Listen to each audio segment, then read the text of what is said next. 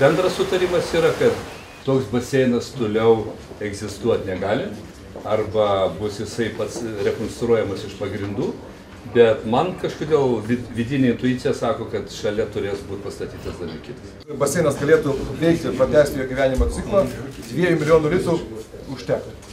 Tada, aišku, mes galime parengti greitai projektą ir, kaip minėjo, statyti čia tada 25 metrų apšilimui arba treniruotėms baseino.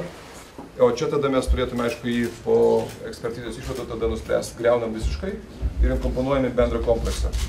Tada turime tikrai olimpinių parametrų gerą regioninio lygio, sakyčiau, tada būtų vandens sporto šakų centras, kuriame būtų 50 metrų baseinas atitinkantis olimpinius standartus, 25 metrų treniruotėms ir taip pat galimybė varžyboms, mažasis baseinas, aišku, pradedantiesiems ir visa kita reikalinga infrastruktūra. Kaip sostinė arba kaip Lietuva tikrai turi turėti tokio lygio, nes tada čia bus regioninio lygio ir varžybos.